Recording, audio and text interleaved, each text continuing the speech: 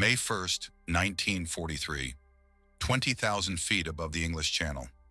A B-17 flying fortress is dying. Fires tearing through the fuselage like it's got a mind of its own.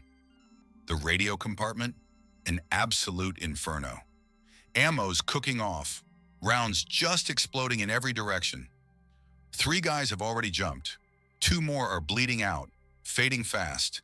And the only man still on his feet is a 5'6" staff sergeant that literally nobody on base wanted to fly with. His name's Maynard Smith. Everyone calls him Snuffy. He's been in England exactly 6 weeks.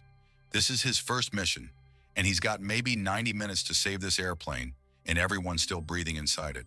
The pilots can't help. They're locked in the cockpit, cut off by a wall of flame. The gunners can't help.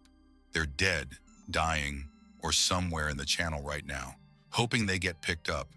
It's just Snuffy, alone in a burning bomber. And oh yeah, German fighters are still shooting at him. What happens next will make him the first enlisted airman in American history to receive the Medal of Honor. But here's the kicker. When the Secretary of War himself flew all the way to England to personally pin that medal on Snuffy's chest, they couldn't find him anywhere. Turns out he was in the mess hall kitchen, peeling potatoes. Punishment duty for showing up late to a briefing. This is the story of the hero nobody liked. Maynard Harrison Smith came into the world on May 19, 1911 in Cairo, Michigan, a small town where everybody knew everybody, and your reputation followed you like a shadow. His dad was a successful lawyer. His mom taught school. By small-town Michigan standards, the Smiths had money. Real money. And young Maynard? He knew it. From the time he could talk, the kid had a reputation. Spoiled, entitled. The kind of troublemaker who genuinely believed the rules were for other people, not for him. His parents saw the problem. They tried to fix it. Sent him off to Howe Military Academy in Indiana, one of those boarding schools specifically designed to beat discipline into difficult boys. It didn't take. Maynard graduated, sure, but his personality, completely unchanged. He bounced around after that, worked for the U.S. Treasury Department for a while, then the Michigan Banking Commission. Nothing stuck, nothing clicked. In 1929, he got married. By 32, he was divorced. Then his father died in 1934, and Maynard made a choice that basically defined the next chunk of his life. He quit his job, just stopped working entirely, and he lived off his inheritance. No responsibilities, no ambition, just a 30-something guy coasting on his dead father's money, absolutely convinced he was smarter than everyone around him. Eventually, the money started running out, and then came the court case. By 1942, Maynard Smith had a serious problem on his hands. He'd failed to pay child support. The court wasn't amused. A judge looked at this 31-year-old man, unemployed, arrogant, completely unwilling to meet his obligations, and made him an offer he couldn't refuse: jail or the military. Maynard chose the military. He enlisted in the U.S. Army Air Forces on August 31st, 1942. Not because he wanted to serve his country, not because he felt some burning need to fight the Nazis. He enlisted because it beat the hell out of prison. But here's the thing about the Army Air Forces in 1942. They desperately needed aerial gunners. The bombing campaign over Europe was absolutely chewing through air crews at a horrific rate. And aerial gunners, the guys manning the machine guns on B-17 bombers, they had one of the most dangerous jobs in the entire war. They also got automatic promotions to non-commissioned officer rank. Better pay, better status. Maynard Smith volunteered for aerial gunnery school. Not for glory, for the paycheck. After finishing gunnery school, Staff Sergeant Maynard Smith shipped out to England. He was assigned to the 423rd Bombardment Squadron, 306th Bomb Group, stationed at RAF Thurley in Bedfordshire. His reputation got there before he did. Within days of arriving, Smith managed to alienate pretty much everyone on base. He was obnoxious, insubordinate, absolutely convinced of his own superiority despite having exactly zero combat experience. He stood 5'6", weighed maybe 130 pounds soaking wet, gray-haired at 32, red-eyed, flat-footed, and completely insufferable. The other airmen started calling him Snuffy, after a character from a popular comic strip called Barney Google and Snuffy Smith. The comic version was shiftless, lazy, had zero ambition beyond living life on his own terms. The nickname fit like a glove. Here's how bad it got. In the 8th Air Force, replacement gunners were usually assigned to crews within days of arriving. Combat losses were so high that experienced crews were constantly desperate for new men, but nobody wanted Snuffy Smith. For 6 straight weeks, he sat at Thurley, while other airmen flew mission after mission.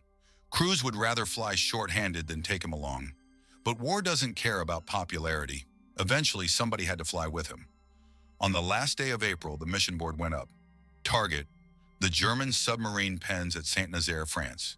Saint-Nazaire was one of the most heavily defended targets in occupied Europe. The U-boat pens there were built from reinforced concrete, virtually bomb-proof. American air crews had a nickname for it, Flak City, because of the absolutely insane volume of anti-aircraft fire you'd encounter over the target. Staff Sergeant Maynard Smith was assigned to fly as ball turret gunner on a B-17. The pilot was First Lieutenant Lewis P. Johnson. This was Johnson's 25th mission, his last flight. After this, he was going home. The rest of the crew were veterans too. They knew what they were doing. Smith was the only rookie. At 3 in the morning on May 1st, the crews got woken up for the morning briefing. Despite overcast skies and drizzle, the mission was still on. 78 B-17 flying fortresses would cross the English Channel, bomb the submarine pens, and come home. At least that was the plan. The Sperry ball turret was hands down the most claustrophobic position on a B-17. It was basically a glass and metal sphere bolted to the belly of the aircraft. The gunner sat inside with his knees pulled up to his chest, rotating the whole thing to aim 250 caliber machine guns at attacking fighters. The view was spectacular. You could see everything beneath the plane. The experience was absolutely terrifying. You were completely exposed, hanging in space with nothing but thin plexiglass between you and 20,000 feet of empty air. Most ball turret gunners got picked because they were small. At 5'6" and 130 pounds, Snuffy Smith fit the profile perfectly. He climbed into the turret as Lieutenant Johnson's B-17 lifted off from Thurley and headed south toward France. The mission to Saint-Nazaire went smoothly. The formation encountered minimal resistance over the target. They dropped their bombs, turned for home. 2 hours later, they were approaching what they believed was the southern coast of England. They were wrong. The lead navigator made a catastrophic mistake. In the heavy cloud cover, he misidentified the coastline below. He thought they were over England. They were still over France. Specifically, they were over Brest, another heavily fortified German position on the northwestern tip of the Breton Peninsula. The formation descended to 2,000 feet, thinking they were almost home. That's when the flak opened up. German anti-aircraft batteries just hammered the American bombers. Fighters scrambled to intercept. Within minutes, the formation was fighting for its life. Lieutenant Johnson's B-17 took the worst of it. 20mm cannon shells ripped through the fuselage. The fuel tanks got punctured. A massive fire erupted in the radio compartment and spread fast to the waist section. The aircraft's oxygen system was destroyed. Vital control cables were severed. In the ball turret, Snuffy Smith's position lost power. The turret wouldn't rotate. He was trapped in a useless glass bubble underneath a burning airplane. He had to get out. Smith cranked open the ball turret hatch and pulled himself up into the fuselage. What he saw was chaos, fire everywhere, smoke so thick he could barely see. The radio compartment was a raging inferno. The waist section was burning. 3 crewmen, Technical Sergeant Henry Bean, Staff Sergeant Robert Folliard, and Staff Sergeant Joseph Bukacek, made a decision right then. They bailed out, jumped into the English Channel, hoping to get rescued. They were never seen again. The tail gunner, Sergeant Roy Gibson, was badly wounded. He couldn't move. Up front, Lieutenant Johnson and his co-pilot, Lieutenant Robert McCallum, were trapped in the cockpit. The fire had cut them off from the rest of the aircraft. They couldn't communicate with anyone behind them. They didn't even know who was still alive back there. In the middle section of the B-17, surrounded by fire and smoke and exploding ammunition, stood one man, Maynard Snuffy Smith, the soldier nobody wanted. What Snuffy Smith did over the next 90 minutes sounds like something out of a movie. Except it actually happened. He didn't panic. He didn't bail out. He didn't freeze. He went to work. First, he checked on the wounded tail gunner. Gibson was bleeding badly, real bad. Smith administered first aid, bandaging wounds, stopping the bleeding, doing whatever he could to keep the man alive. Then he turned his attention to the fire. The flames were spreading toward the fuel tanks. If they reached them, the entire aircraft would explode. Smith grabbed a fire extinguisher and attacked the blaze. When that extinguisher ran empty, he found another one. When that one ran out, he started looking for anything else that might work. Then the German fighters arrived. FW-190s spotted the crippled B-17 and moved in for the kill. Smith was the only crewman capable of fighting back. He ran to the left waist gun, a .50 caliber Browning mounted in an open window, and opened fire on the attacking fighters. Then he ran to the right waist gun and fired from that position. Then he ran back to fight the fire. Then back to the guns. For 90 straight minutes, Maynard Smith fought a three-front war. Flames on one side, German fighters on the other, and a wounded crewman who needed constant attention. The heat inside the fuselage became unbearable. The spare ammunition started cooking off, rounds just exploding randomly, shrapnel flying everywhere. Smith grabbed the exploding ammo boxes and threw them out through holes the fire had burned in the fuselage. Anything that wasn't bolted down went overboard. Every pound he threw out made the aircraft lighter, easier to fly, more likely to make it home. When the fire extinguishers were empty, Smith wrapped himself in protective clothing and attacked the flames with his bare hands. He beat at the fire with whatever he could find. Clothing, blankets, anything. And when nothing else worked, he urinated on the flames, whatever it took. Lieutenant Johnson didn't know what was happening behind him. He just knew his aircraft was still flying. Somehow, despite the damage, despite the fire, the B-17 was still airborne. He nursed that crippled bomber across the English Channel. Every minute felt like an hour. The controls were sluggish. Cables had been severed. Hydraulics were failing, but the aircraft kept flying. Finally, they crossed the English coastline. Johnson spotted an airfield, Predenac, on the southwestern tip of Cornwall, and lined up for an emergency landing. The B-17 touched down, and then it broke in half. The fuselage, weakened by fire and riddled with holes, just gave way. The aircraft split into two pieces right there on the runway. When rescue crews reached the wreckage, they found Staff Sergeant Maynard Smith standing in the debris. He was exhausted, covered in soot and burns, but alive. So was the tail gunner he'd been treating for 90 minutes. So were the pilots who'd been trapped in the cockpit. The B-17 had over 3,500 bullet holes and shrapnel impacts. It would never fly again. Lieutenant Johnson was direct in his assessment. Maynard Smith was solely responsible for the return of the aircraft and the lives of everyone aboard. The story of Snuffy Smith spread like wildfire. Here was a first-mission gunner, a guy nobody wanted to fly with, who'd single-handedly saved a burning aircraft and its crew while fighting off German fighters for an hour and a half. The Army Air Forces saw a propaganda opportunity. America needed heroes, and Snuffy Smith's story was perfect. An ordinary man rising to extraordinary courage when it mattered most.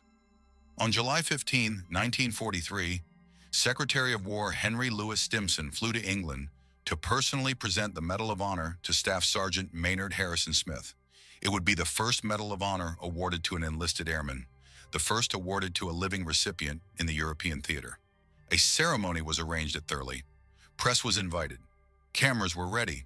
There was just one problem. They couldn't find Snuffy Smith. A frantic search began. Officers checked his barracks, the mess hall, the flight line. Nobody had seen him. Finally, somebody thought to check the kitchen. There he was. Staff Sergeant Maynard Harrison Smith, Medal of Honor recipient, standing over a pile of potatoes with a peeler in his hand. KP duty, kitchen patrol, the classic military punishment. Smith had been late returning from a pass. His commanding officer had assigned him to potato duty as punishment. He'd completely forgotten about the medal ceremony. That was Snuffy Smith in a nutshell. He'd just performed one of the most heroic acts in the history of aerial combat. And 2 months later, he was still getting in trouble for the same petty infractions that had defined his entire military career. They pulled him out of the kitchen, cleaned him up, rushed him to the ceremony. Secretary Stimson hung the Medal of Honor around his neck, and Maynard Smith became a legend. The press ate it up. Andy Rooney, Yes, that Andy Rooney, who'd later become famous on 60 Minutes, was a young reporter for Stars and Stripes at the time. He wrote a front-page story about Snuffy Smith's heroism. The Office of War Information turned Smith into a symbol of American courage. He was interviewed, photographed, celebrated. Back at Thurley, though, the reality was more complicated. Smith flew 4 more combat missions after receiving the Medal of Honor, but the stress had taken its toll. He was diagnosed with what they called operational exhaustion, what we'd now recognize as combat stress or PTSD. He was permanently grounded, and then his behavior problems resumed. Smith started signing his letters, Sergeant Maynard Smith, CMH, putting the initials of his medal after his name, like British officers did with their decorations. He used his hero status to skip duties, sleep late, avoid work. He wore out his welcome quickly. On December 17, 1944, Maynard Smith was reduced in rank from staff sergeant to private for poor job performance. A Medal of Honor recipient, demoted. That almost never happens. Smith was sent home in February 1945 and discharged in May. Despite everything, the demotion, the disciplinary problems, the difficult personality, he received a hero's welcome when he returned to his hometown. There was a parade, speeches, celebrations. America wanted heroes, and Snuffy Smith was one. His post-war life was turbulent, legal troubles, business failures, another marriage, this time to a British woman named Mary Rayner, a USO volunteer he'd met in England. They had 4 children together. Smith worked for the Treasury Department again. He founded a magazine called Police Officer's Journal. He bounced from one venture to another.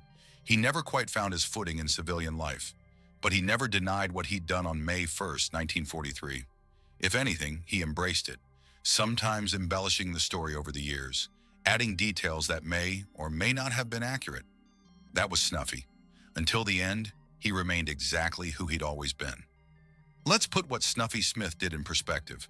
For 90 minutes, he fought a fuel-fed fire that threatened to destroy the aircraft. He administered first aid to a critically wounded crewman. He manned both waist guns to fight off attacking German fighters. He threw exploding ammunition out of the burning fuselage. He stripped away burning debris to prevent the fire from spreading. He extinguished flames using fire extinguishers, clothing, blankets, and when nothing else worked, his own urine. He did all of this on his first combat mission with no experience, while 3 of his crewmates were bailing out and 2 others were too wounded to help. The B-17 had over 3,500 holes in it when it landed. It broke in half on the runway, and everyone still aboard survived. Snuffy Smith was the first enlisted airman to receive the Medal of Honor. Only 4 others would receive it during the entire war. Maynard Snuffy Smith died on May 11, 1984, in St. Petersburg, Florida. He was 72 years old. He's buried in Arlington National Cemetery, the same place where presidents and generals rest. His story is complicated. He wasn't a noble hero from central casting. He was difficult, arrogant, often his own worst enemy. But on May 1st, 1943, when his aircraft was on fire and his crewmates were dying, and German fighters were trying to finish them off, Maynard Smith became something more than the sum of his flaws. He became exactly what was needed at exactly the right moment. That's the thing about heroism. It doesn't care about your personality. It doesn't care if people like you. It doesn't care about your past mistakes or your character flaws. It only cares about what you do when everything is falling apart. For 90 minutes over the English Channel, Snuffy Smith fought fire, fought Germans, and fought to keep his crewmates alive. The soldier nobody wanted to fly with saved everyone who flew with him. And when the Secretary of War came to give him the highest honor his country could bestow, he was in the kitchen peeling potatoes. That's the story of Maynard Snuffy Smith, the hero nobody liked.